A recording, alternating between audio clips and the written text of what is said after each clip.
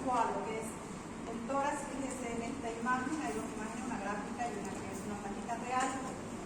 De similar condición ocupa un espacio igual que el líquido, ¿no? Como el derrame pleural, que tiene sus efectos de masa por la compresión que llega a realizar. Entonces, la compresión que llega a realizar hace que el pulmoncito se colapse, que no tenga espacio suficiente para poder hacer una insuflación fisiológica, que pueda tener esa característica de insuflarse, ¿no? De hacer toda la mecánica respiratoria, porque hay todo un contenido, ¿no? Por cambios de presiones, porque de alguna manera, si interna o externamente a ese espacio pleural ha ingresado aire. No siempre puede ser líquido, puede ser también aire. Nosotros sabemos que los dos pulmones son dos grandes bolsas de aire, donde se hace un intercambio gaseoso, donde entra oxígeno y sale dióxido de carbono. Entonces, al romperse esta estructura, ¿no?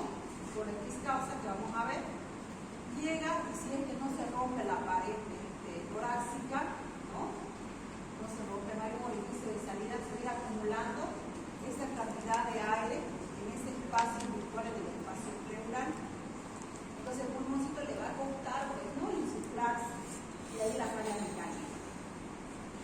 ¿No ven? Definiciones. Presencia de aire en el espacio pleural.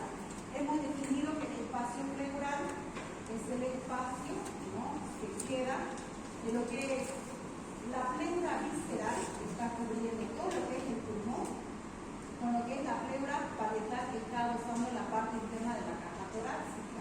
Entonces, ese espacio donde había 15 o 10 ml de líquido está ocupado por aire. La entrada de aire, la cavidad pleural, ¿no? Causa con una mayor o menor colapso del pulmón, con correspondiente repercusión mecánica del paciente. Entonces vamos a dividir o vamos a clasificar, o ya está clasificada en realidad, ¿no? En dos grandes grupos, lo que es el espontáneo, el neumotórax espontáneo, neumotórax adquirido. En el espontáneo también hay otras subclasificaciones, que son la primaria y la secundaria, ¿ya? En la primaria corresponde a lo que es una neumonía sin aparente causa, ¿no? Sin aparente causa. Hay unas probables causas como VIH, enfermedades inmunológicas, pero no hay una causa aparente. Secundaria, relativa a enfermedades de comorbilidad. Iatrogénicas, como ahí su nombre dice, procedimiento. ¿Qué procedimiento? Ya conversando, ¿qué procedimientos podríamos hacer en lo que corresponde a horas como para poder lesionar pulmón o pleura? Porque puede romperse la pleura visceral o la pleura parietal, de cualquiera de los dos lados, lado interno es por la pleura visceral, ¿ya? Si es externo, por la pleura parietal. Entonces, causas en relación a procedimientos, sobre todo es toma de biopsis, ¿ya? Toma de biopsis, quieren hacer una biopsia pleural, quieren hacer un examen invasivo como una broncooscopía, ¿no? O una endoscopia digestiva alta.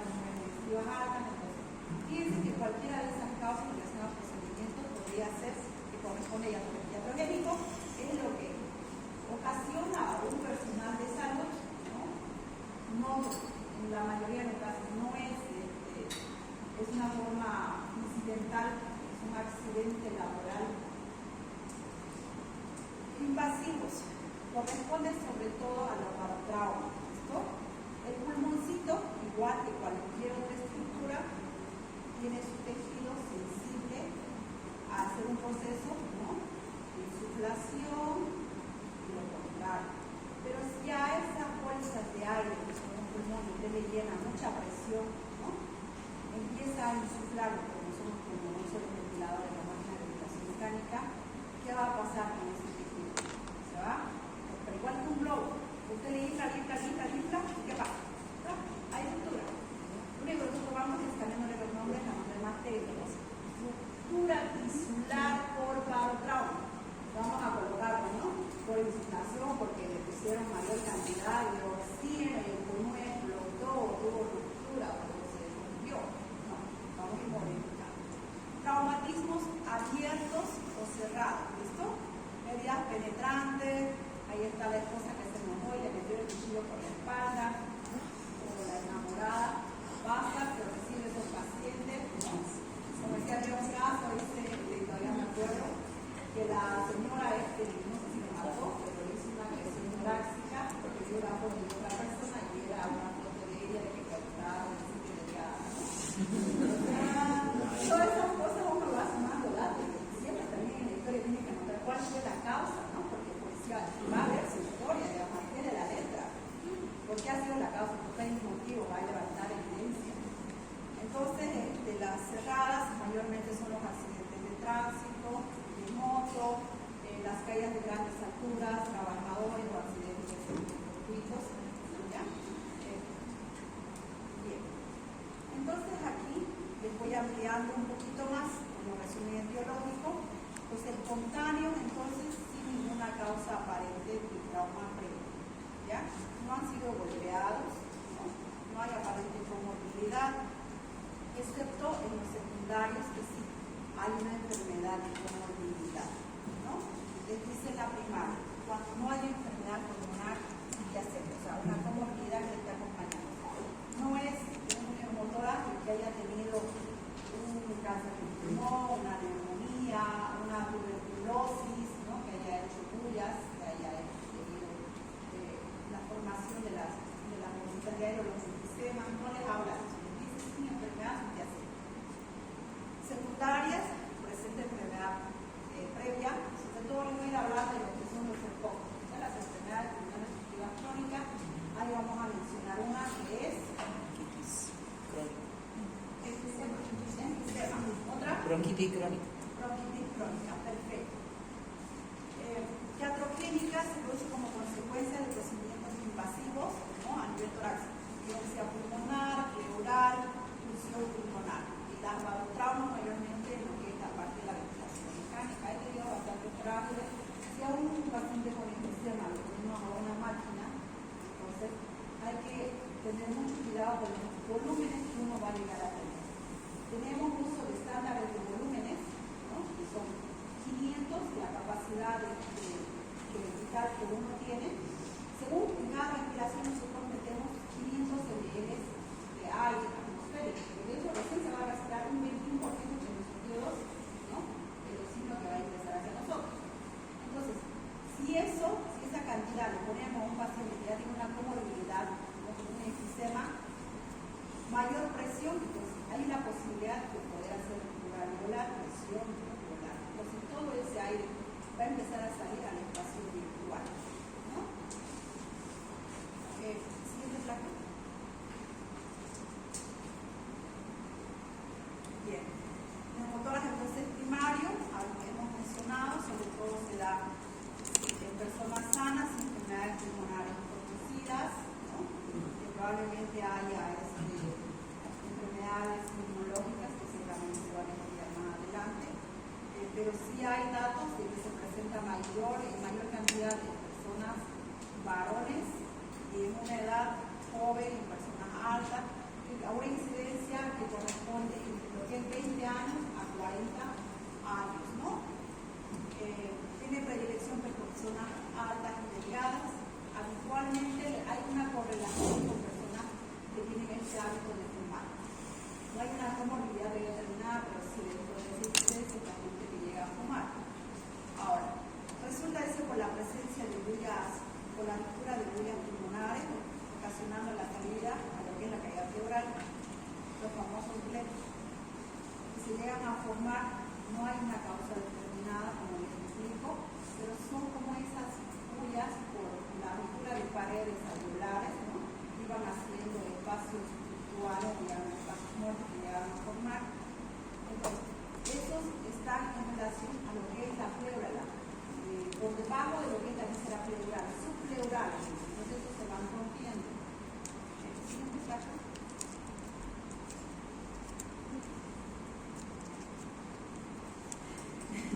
Vamos a practicar en eso.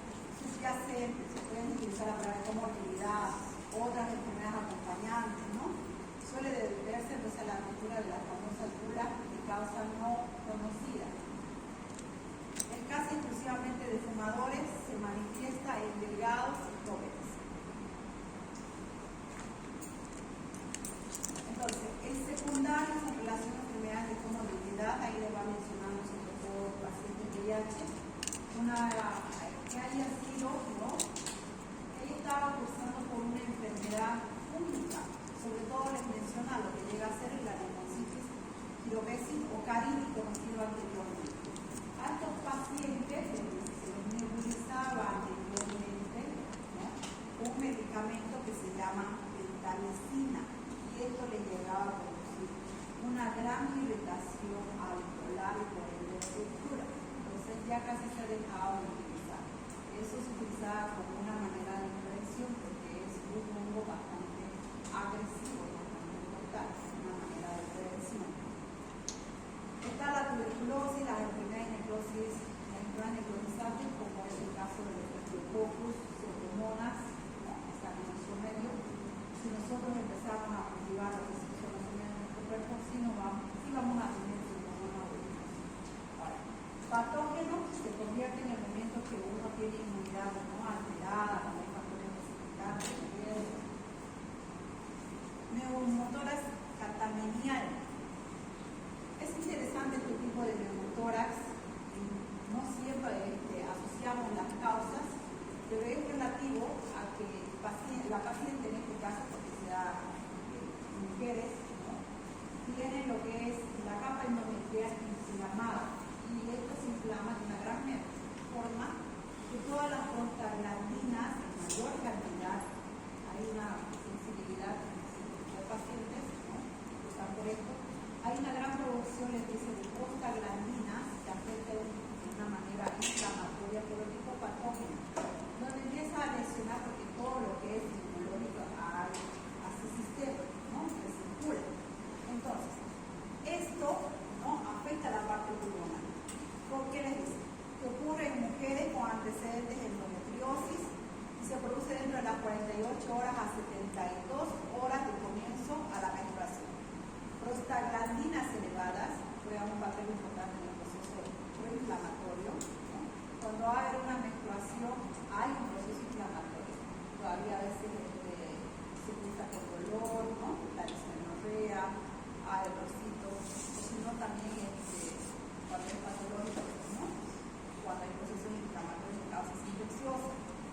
El comienzo de la menstruación prostaglandina elevada que podría producir por el vasoespasmo que llega a tener. Hemos hablado, por ejemplo, en asma que hay un suceso de broncodilatación, vasoespasmo, entonces se puede sobre el vasoespasmo. Cuando menos dilatación hay a nivel pulmonar, hay mayor posibilidad de ruptura porque llega a inducirse a una isquemia pulmonar, ¿no?, por la falta de la irrigación. Entonces, hay áreas vacías, hay áreas muertas que llegan a ser espacios aéreos, fueran unos enfisemas.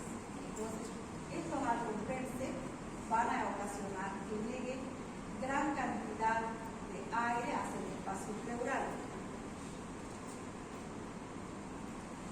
El neumotórax espontáneo y secundario, entonces ahí encontramos las enfermedades del cuerpo. También vamos a agregar lo que es asma, fibrosis quística, absceso pulmonar y sobre todo se da en personas de edades avanzadas, ¿no?, también. ¿Por qué en estas personas? Porque hay una oxidación tisular.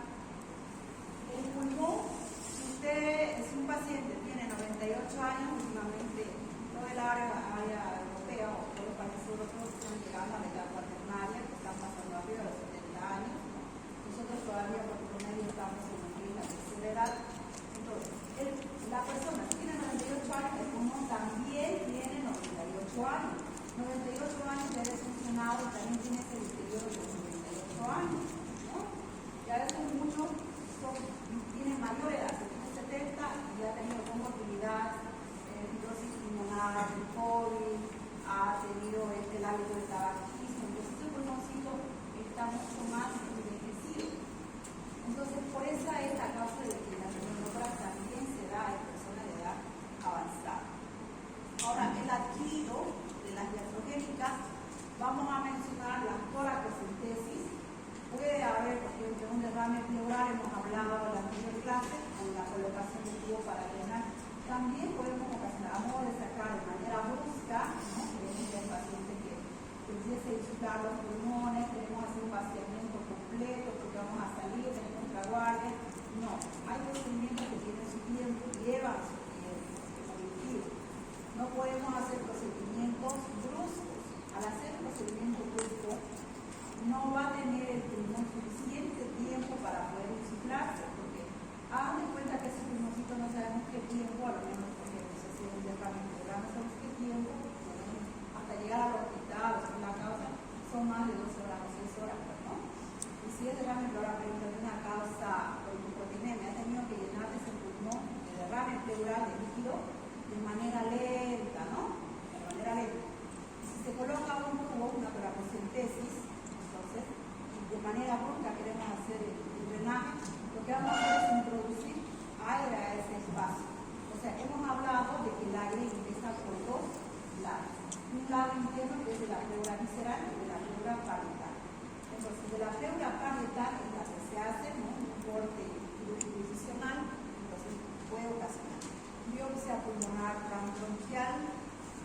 biopsias pleurales. Todo paciente con sospecha oncológica tiene que ser biopsiado. Todo lo demás es simplemente apoyo a una sospecha, ¿no? Es diagnóstico presuntivo, no definitivo. A veces nos mandan pacientes con una imagen de un tumor, puede que sea benigno, ¿no? Un cuerpo extraño que alguna vez se quedó ahí. La biopsia es lo que nos determina, entonces sí o sí hay que hacer biopsias en pacientes, frecuente las biopsias. Entonces biopsia pleural, biopsia pulmonar, todo lo que es invasivo puede tener una complicación iatrogénica. Por eso es importante que se firme la hoja de consentimiento, ¿no? Usted está consciente que al hacer una función pleural puede ocasionarse a un neumotórax que se van a la cama, que esa es la mecánica que se va a pasar, ¿no? Y dice, sí, con todo lo que sea, quiero que le salga a mí, voy a firmar lo que sea, pero pues a la hora de la hora, si no firmó, nadie me dijo, yo hubiera esperado, hubiera llevado a otro lado, tal vez no lo hubiera hecho si no tuviese ese procedimiento. No, ya firmó, eso es importante. Funciones pulmonares transtorácicas, cateterismo de la vena subclavia. Los cateterismos de la vena subclavia, cuando necesitamos hacer administración de medicamentos a dosis elevadas o que son bastante irritativos, necesitamos no una vía periférica, una vía central, o en pacientes que son de urgencia o hemorragia, necesitamos habilitar una vena de gran calibre. Ahí está la subclavia, también está acá la vena jugular, entonces cualquier, mayormente una subclavia, una relacional. Entonces, al hacer ese procedimiento, al tener esa vía, se puede lesionar, ¿no? Se puede lesionar. Las biopsias hepáticas relacionadas al uso del ventilador mecánico, y hemos hablado de los famosos barotraumas, ¿no? Con exactitud no podemos decir que Juan es igual a María ni que Pedro es igual a otra persona. Cada persona es distinta. Nosotros en las literaturas no tenemos una literatura para cada persona, son estándares que se utilizan. Por eso es importante ver el antecedente de la persona, la comorbilidad y los laboratorios de apoyo que lleguen a tener. No se hace una evaluación integral. Si un paciente, por ejemplo, llega a tener un trauma, ¿no? Estaba por tercera vez y se chocó ahí, ya está. Un trauma cerrado o abierto y te mete a gran presión y el paciente fumaba bastante y a un pulmón deteriorado y le mete bastante presión más de lo habitual, entonces puede ocasionar más del trauma del pulmón. Los traumáticos, esto es frecuente, ¿no? No es habitual que aquí en la ciudad utilicemos los equipamientos de seguridad, no es lo habitual. No tenemos esta disciplina, ¿no? Colectiva, diría yo, para hacer este uso de gran importancia. Tampoco nuestras movilidades, no todas tienen, porque ya vienen de una segunda mano, o de una segunda venta, no tienen las fuerzas legales para poder hacer una primera protección. Entonces es frecuente. Y en ese desplazamiento que hacen, ¿no? Que choca hacia adelante, sin fractura tórax, mayormente son cerrados, entonces un tipo de traumas, haciendo las fracturas de costillas, ¿no? Traumas torácicos severos, y puede haber una hemorragia interna, pueden haber las dos, un neumotórax, un hemotórax, la sangre, la interna. Se produce como consecuencia de traumatismos torácicos abiertos o cerrados, ¿no?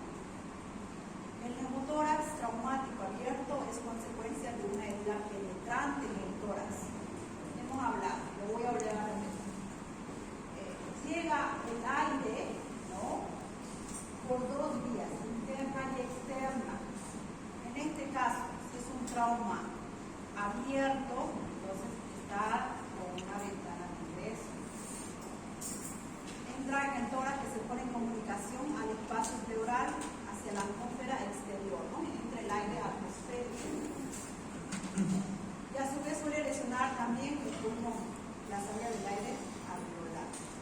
El motor traumático cerrado está causado habitualmente por fractura costal, ruptura bronquial, lesiones esofágicas. Como medida, cuando hay, ¿por qué se ha activado tanto los seguros de la comunidad homosexual? Han logrado hacer una universidad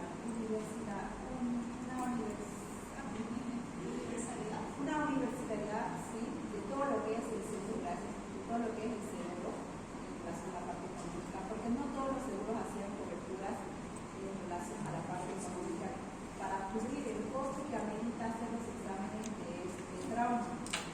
Todo paciente, por eso, y se pelean ahora las ambulancias, no todo paciente, cuando sufre un trauma están todas las ambulancias ahí, más que en otras patologías para llevar pacientes a hospitales.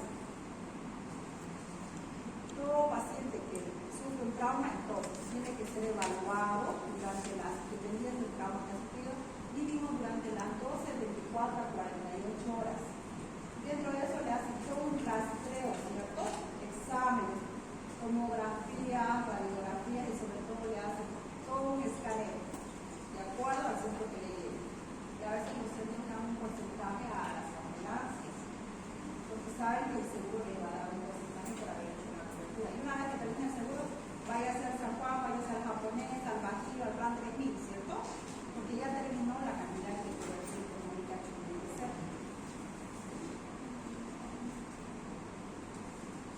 Entonces, en traumas, fíjense, ya está la esposa que le agredió a la esposa.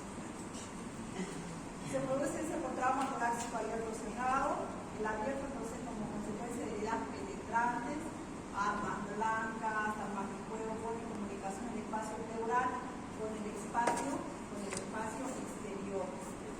La entrada de aire suele lesionar el pulmón y la salida de aire. Cerrado, causado por fractura costal, ruptura bronquial y lesión esofágica.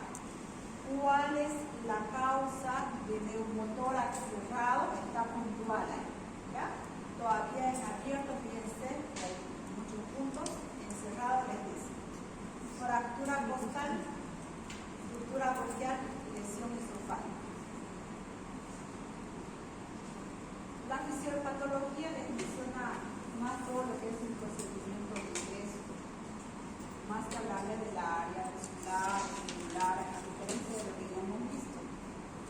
El aire puede entrar a la cavidad pleural, el proveniente del parénquima pulmonar, ¿no? En este caso del sistema, estructuras, barotraumas, del árbol tracto bronquial, las rupturas, accidentes, traumas cerrados, abiertos, o las iatrogénicas, el esófago, trauma cerrado, los órganos intraabdominales también, heridas penetrantes en la pared torácica, en ocasiones por una combinación de todas estas réplicas, ¿no? Siguiente. ¿Cuál es la manifestación clínica? Entonces nos vamos a basar en lo que llega a ser, si es un colapso severo, va a haber ¿no? que compromete la función respiratoria. Vamos a encontrar línea relativo a la sensación subjetiva que ya le hemos complementado la causa, ¿no? Depende de la magnitud del neumotórax. Si es un grado leve, moderado, severo, si es todo el pulmón que ha quedado colapsado, solo es una partecita de acuerdo a esto. ¿Qué es lo que van a encontrar sobre todo? Dolor torácico al inicio, que es bastante agudo, en uno que llega a ser primario, les dice que puede ceder, ¿no? En lo que corresponde a las 24, 48 horas.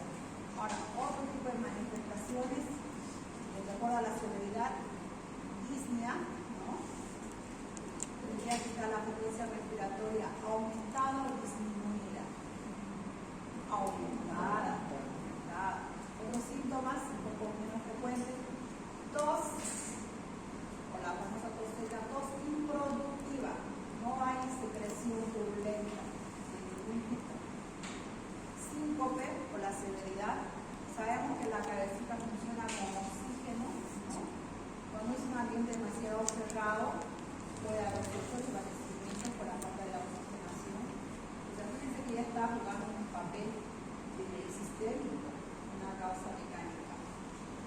mayoría de extremidades inferiores, por la misma razón, sensación de ruido extraño en el tórax. Ahora, el examen físico. Es importante hacer el interrogatorio para llegar a determinar la causa y según eso implementar lo que es ya el tratamiento específico. ¿Se cayó, no se cayó? No, me estaba saliendo de la cama y me caí al entrar al baño. Me duele mi pecho. Ah, trauma. No hay herida abierta, entonces trauma cerrado. Tenemos que estar bien. No puedo respirar. Voy a, ¿no? Juntando todos los datos. A la infección, entonces, estamos hablando que en vez de que líquido haya aire, ¿no? A la infección igual está, a la infección interinsular, disminución de los movimientos respiratorios del tórax afectado. Ahora, si los dos tórax están afectados, como en el trauma por accidente de tránsito, trauma cervical, van a ser los dos, ¿no? A la palpación, las vibraciones están disminuidas. Hay palpación hepática por aplanamiento del diafragma y desplazamiento del hígado. En relación al desplazamiento del hígado, fíjense que la forma o lo característico del diafragma es como un parado, ¿no? Que nosotros tenemos. Y esa es la división que hacen entre lo que es el tórax la parte interna con el abdomen. Ese es el límite, la división.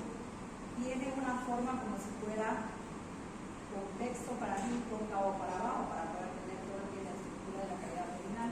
Pero eso por la presión que ejerce, les dice que se aplana, ¿no? Llega a descender el hígado. Eso es lo que nos está diciendo. A la percusión, si es aire, timpanismo, porque está vacío, está lleno de aire. Cuando una cavidad o un contenido tenga mayor cantidad de aire, ¿no? Va a haber más timpanismo. Si un abdomen que está distendido por gases, entonces va a ser timpánico, a diferencia de que es por materia fecal. Lo mismo, un derrame pleural gramate, ¿cierto? En cambio, lo que llega a ser un hemotórax, un contenido de aire, es timpánico, es mucho más agudo. A la ocultación respiratoria, disminución o abolición del murmullo vesicular, ¿no? Porque no hay ese intercambio de oxígeno, ¿no? No se escucha esa mecánica de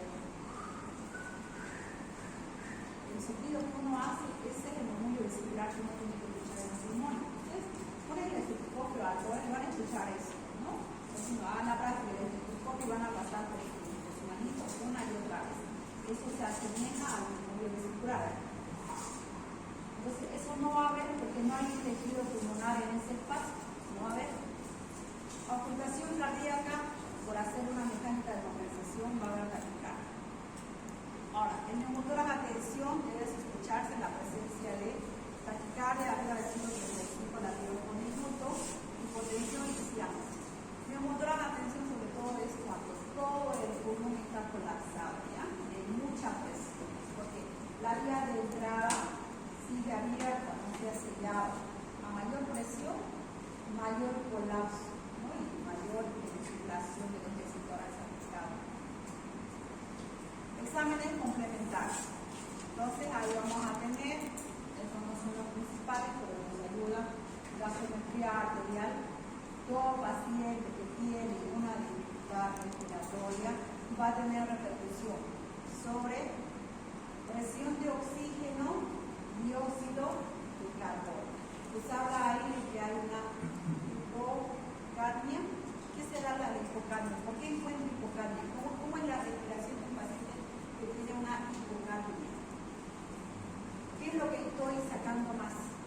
Dióxido de carbono. Exacto. Si estoy sacando dióxido de carbono, mi respiración expiratoria es más prolongada que la inspiratoria. Mi cada respiración es más dióxido de carbono. Estoy incorporando probablemente una cantidad adecuada o menos de oxígeno, pero estoy exhalando más dióxido de carbono, más dióxido. En nuestra sangre tenemos oxígeno, dióxido de carbono. Entonces, la lecturación o la interpretación cuando se saca una muestra de sangre y del valor de dióxido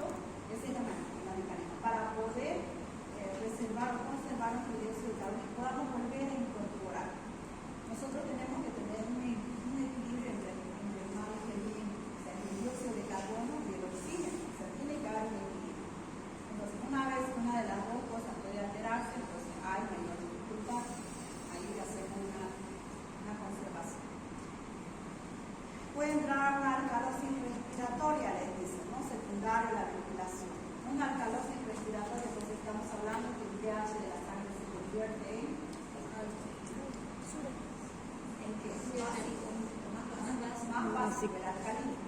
¿Sí? El PCO2 está disminuido. y el bicarbonato Bueno, bajaría por compensación. ya, perfecto. En el electrocardiograma les dice que va a haber una alteración en lo que es la disminución del voltaje en el complejo QR y la inversión de la onda T. Eso lo vamos a ver leyendo en lo que es cardiología. Y es bastante bonito. Es hacer la lectura de lo que es la onda T, que tenemos su DF, y hay una alteración, una disminución, ¿no? De las turbinas. Veo en las tarjetas que hacen unos bloqueos izquierdos, derechos, y le cruzan con infarto, no, pero es pedirle al cardiólogo algo así. ¿No hay otra? Eso lo vamos a ver. Lo que sí hay que rescatar que hay una alteración, una disminución del voltaje del complejo VBS, ¿ya? Y una inversión de la onda T. El siguiente, por favor. De los diagnósticos, los síntomas y la exploración física permite hacer un diagnóstico de sospecha. ¿Listo? Cuando ustedes sospechen, que van a iniciarse, ¿no? Pueden colocar diagnóstico preventivo. Coloquen todo lo que sospechan. Si es que no llega a un diagnóstico, pueden colocar como síndrome. Síndrome respiratorio, síndrome de dificultad respiratoria. Pero no tenemos un trauma, hay una laceración, hay un tórax abierto, un trauma no síndrome traumático, tampoco así. No van a colocar abajo encima de la bolsa de arriba, no. Entonces, la radiografía de tórax, le dice, el diagnóstico de certeza lo proporciona la radiografía postero-anterior. ¿Ya? De tórax, al identificar la línea de la pleura visceral con ausencia del trama vascular periférico. Nosotros en nuestro pulmoncito tenemos tramas, ¿cierto? Bonito, que cuando hay una congestión se llega a engrosar y se ve como la famosa gana de mariposa. Estas no las van a ver porque no hay un tejido pulmonar, no hay esa diferencia de estrellas, se van a ver hiperinsuflado y un color negrito. La realización de una proyección en espiral forzada no es recomendada, ¿no? Si la radiografía es normal o dudosa, se recomienda una proyección del pito lateral. Entonces, ella especifica que es una radiografía de tórax postero-anterior, lateral izquierdo o lateral derecho. Siempre fíjense, ¿no? Que la red no le van a pedir del lado derecho para el lado izquierdo, ¿no? Para no crean que nos van. Otro hallazgo radiológico que puede ser colapso pulmonar de magnitud variable, presencia de pequeños derrames, habitualmente senoso por irritación pleural por el aire. ¿No? Un derrame de mayor tamaño puede significar que neumotórax, ¿no? En el contexto de una neumotórax traumático bien secundaria de la ruptura de las herencias neuropulmonares. Puede haber un neumotórax. Siguiente. Siguiente. Bien, ahí la radiografía les dice que van a ver una línea bastante delgadita, opaca, ¿no? Todo lo que llamamos en radiografía opaco o blanco es lo que más o menos correspondería a masas de engrosamiento de tejido. En este caso no se ve bien, no sé si está apagando la luz, podría ver bien, pero donde está señalando la flecha se ve como una pequeña delimitación blanquecina, como un borde que correspondería a lo que llega a ser el pulmoncito. Vamos a decir. No sé si se logra ver. Sí. Ahora sí. Ya, donde está apuntando la flecha, entonces hay un pequeño borde que va de arriba para abajo, pero todo lo que es aire se va a ver en una coloración negra que se reporta como hiperclaridad. ¿Listo? Para nosotros el aire es hiperclaro, es así como lo vamos a interpretar en la radiografía. Y es lo negro que vemos, al contrario. Y vamos a decir de la manera que se ve claro, si es negro, es así el color. Esto es así como han enseñado. Hiperclaridad se ve un negro mucho más determinado. Ausencia del trama vascular, fíjense que el lado contrario, donde está la flecha, hay unos pequeños ramilletes vasculares, unos hilitos blancos.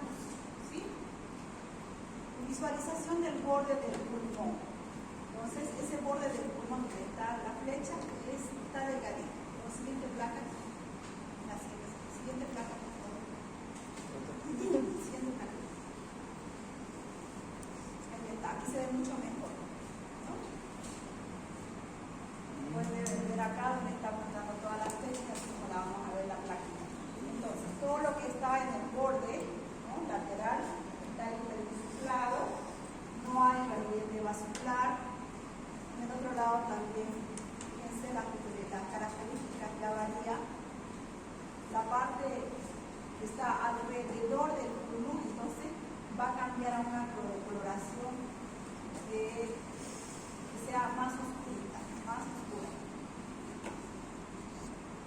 Neumotórax a tensión, entonces, mayormente es completo, el masivo.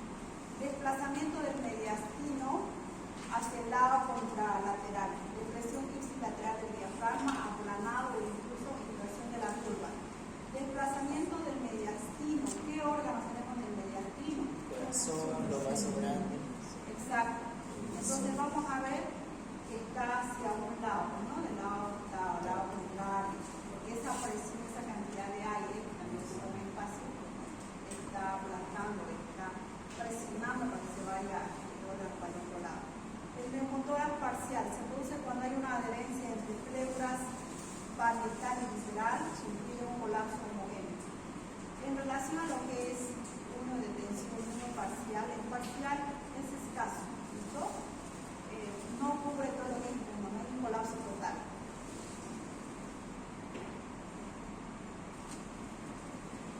Como apoyo de diagnóstico y ya definitivo está la tomografía axial computarizada, ¿no? Y la famosa TAC de tórax. Es la prueba diagnóstica más sensible, dice. Aunque su realización no siempre recomienda de rutina. Lo de rutina es una radiografía de tórax. Eso es lo de rutina, ¿no? Estamos hablando entre 50 o 40 bolivianos a 400 bolivianos. Esa es la diferencia de lo que ustedes van a querer pedir. ¿Quién sabe si no tiene eso de plata? Digamos, no va a tener el tratamiento. Entonces nosotros necesitamos ver las prioridades en relación al examen y cuál puede aportar mucho más. Si ustedes ya quieren o no está demasiado definido, entonces ya pueden irse, ¿no? Este tampoco no van a pedir. Ya pueden irse por la segunda prueba, que es la tomografía que da mayor sensibilidad. Si es que no se llegaba a determinar en una placa, o si es que tiene una comorbilidad demasiado delicada y el de funcionar, y entonces sí necesitan pedir. Indicado ante la sospecha de enfermedades pulmonares subyacentes o neumonías recidivantes, ¿no? ¿Por qué otra vez ha vuelto a formar un neumotórax? ¿Por qué no con un procedimiento ya se solucionó? Pues nuevamente que va presentándose. Cuando hay fuga aérea persistente, ¿no? Hay que planificar el tratamiento quirúrgico del neumotórax. La cuantificación del tamaño del neumotórax, no hay un consenso universal, es decir, ya no hay algo específico que les diga, bueno, esto es un grado 2, hay tales procedimientos. Hace mucho la clínica con la que estoy acompañando al paciente, si es que hay una dificultad que comprometa el riesgo de vida, de acuerdo a ese procedimiento que vamos a hacer. Hay muchos neumotórax que como siguen los reposos pueden ceder, ahí les apunta sobre todo a lo que son los neumotórax primarios, ¿ya? Entonces, va nombrando a tres grandes grupos que ya se dejan determinaciones. Uno que es el Colegio Americano de Médicos de Tórax. Utiliza una determinación de neumotórax en relación a pequeño o grande, ¿no? Cuando la distancia entre el ápex pulmonar y la cúpula torácica es menor a 3 centímetros. Si es mayor a 3 centímetros, es grande, ¿no? Grande o pequeño. Ahora vamos a ver más. Ahora, está la Sociedad Británica de Tórax, ¿no? Que diferencia el neumotórax en pequeño o grande en base a la presencia de una franja de aire menor a 2 centímetros o mayor a 2 centímetros relativo a lo que es el borde del pulmón y parte del tórax. Ahora viene es para considerar la fórmula de Rey-Leaf. El siguiente, por favor, ahí lo vamos a ver bien, ¿no? Siguiente placa. Bien, nosotros tenemos para el siguiente. Nosotros tenemos para guiarnos bien de acuerdo a qué organización o sociedad haya desarrollado más estudios. Entonces, de acuerdo a ese, vamos para poder guiarnos en procedimiento, tratamiento, ¿no? La normativa que les dice, cuando no hay una normativa interna de procedimiento o estrategia, entonces tomamos en cuenta la internacional. Nosotros no tenemos dentro de nuestro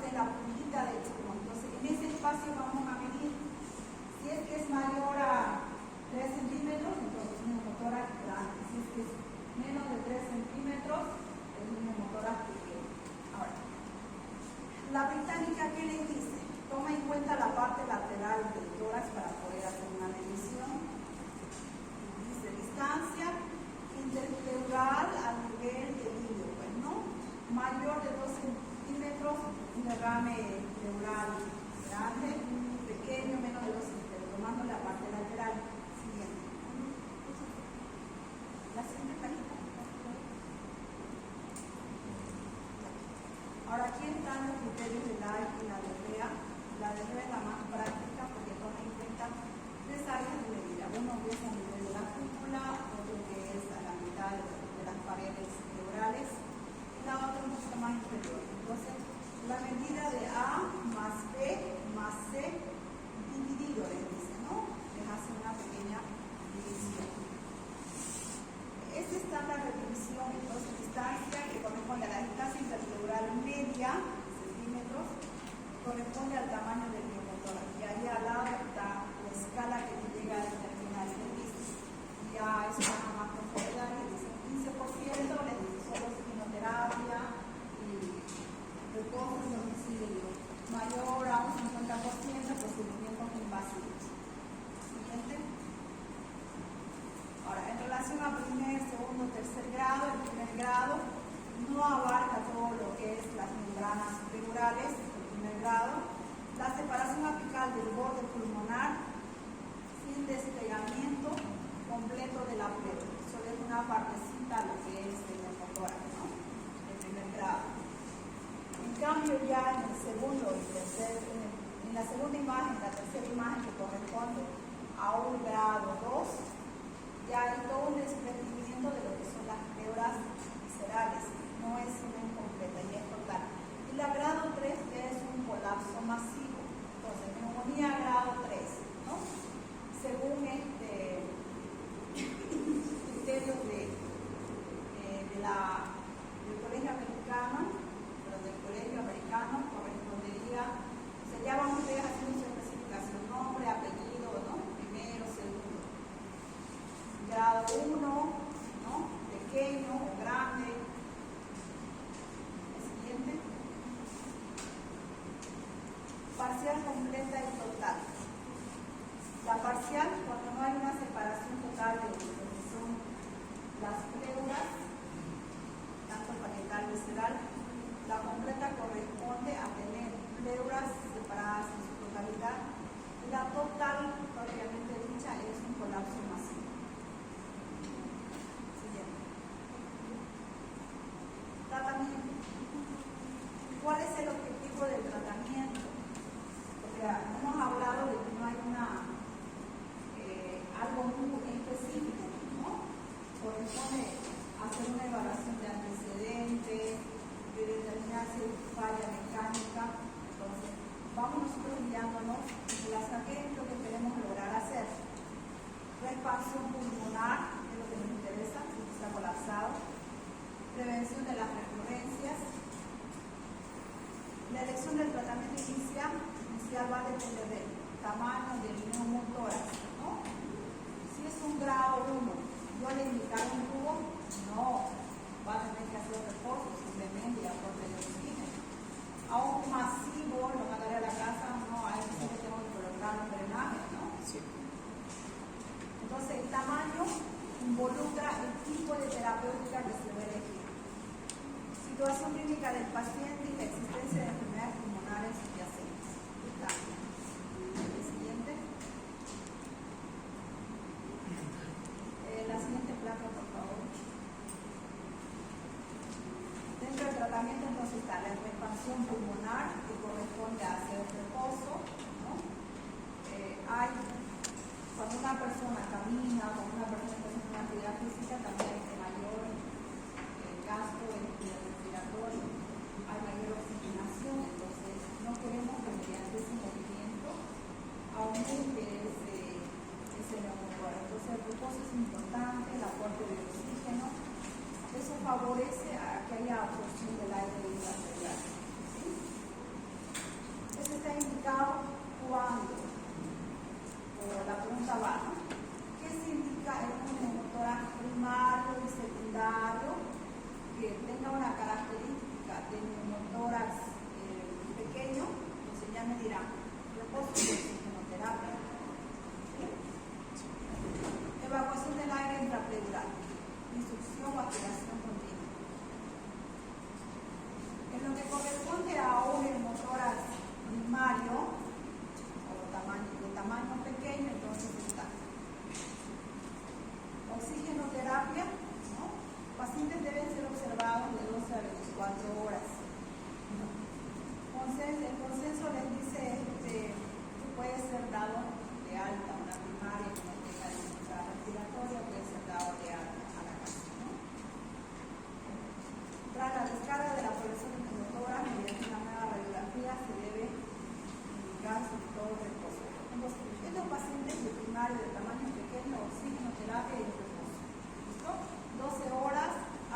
4 horas de internación y acá sí.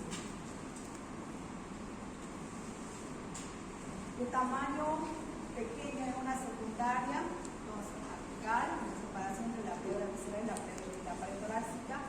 Si son asintomáticos, entonces estos pacientes deben ser ingresados a hospitalización, a diferencia del otro, en el primario pequeño, el reposo, 12 a 24 horas y van a casa. Se aplica oxigenoterapia durante lo que pueda estar el paciente, ¿no? Inhalación de concentración y es alta dosis. Todo ese mismo tórax se va a reabsorber, ¿no? Por las mismas pleuras se va a reabsorber. Y va a haber una insuflación progresiva por la misma presión, por el mismo apoyo de oxígeno que está inhalando. Si se dan cuenta, la inhalación es a dosis alta de litros de oxígeno, la habitual es colocar 3 litros. A mayor dosis lo que está ayudando que desde la presión se pueda inflar y pueda salir todo ese aire que hay en la pierna. Siguiente. Entonces, el tratamiento de urgencia cuando es masivo, a veces se necesita colocar medidas urgentes, que es la colocación de tórax del aspirado, para lograr una expansión pulmonar, ¿no? Aumentar la ventilación. Ahí va analgesia, son procedimientos que causan dolor, oxigenoterapia, aspiración simple y drenaje. Cuando no tengamos una medida en semiologías que se ha pasado es que dice colocar una pequeña cánula o una aguja gruesa, ¿no? Para poder sacar el aire. Esa es una de las medidas de urgencia que podemos hacer. La succión o aspiración continua ayuda a expandir el pulmón. No se aplica de forma rutinaria, reserva para uso de casos de resistencia activa durante 48 horas. Mayormente es para el motor masivo. La siguiente placa es por el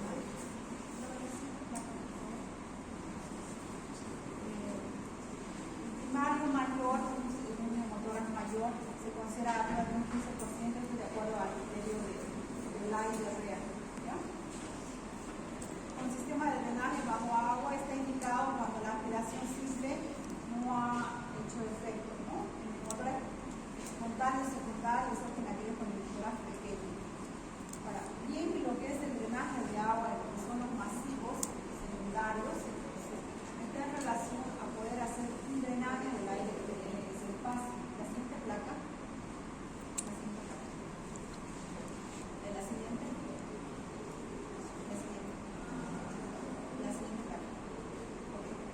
Todo esto que voy a explicar acá está en las anteriores placas.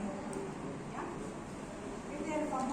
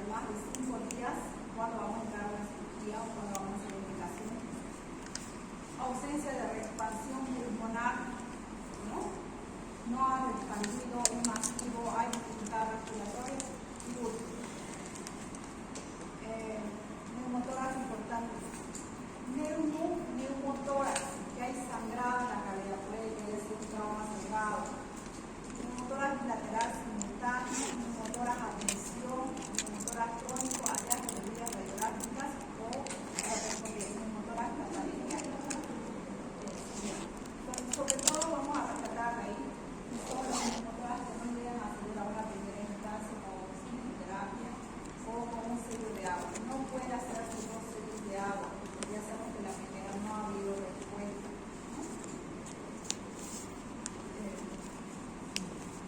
Tratamiento quirúrgico, la progresión y la cirugía convencional mediante toracotomía es el gol estándar. Eso es lo que se recomienda. Ahora, en la progresión química, ¿qué corresponde? Cuando ya se llegó a hacer el drenaje, tanto como un derrame pleural, hay un espacio que queda, entonces lo que se debe introducir son sustancias vegetativas. ¿Qué es lo que se utiliza? Penicilina, no se pone la tableta de penicilina, o se llega a colocar tanto. Entonces, es un poquito que debe evitar las paredes pleurales. Y en el caso de los procesos inflamatorios, lo que se logra hacer con esto es adherir ambas capas, ¿no? Por la inflamación que tiene. Y de esa manera ese espacio queda sellado. Eso es lo que se consigue con la progresión química. Diagnóstico diferencial es la última. Radiológica, entonces la huella gigante, ¿no? Esto lo vamos a tener en la tuberculosis. Hernias diafragmáticas, quistes broncogénicos, enfisema global congénito, clínicas, pericárdica, cardiopatía isquémica, disfunción aórtica, patologías del esófago, estenosis, embolismo pulmonar y otras patologías pleurales. Bien, embolismo pulmonar es lo que vamos a hacer aquí.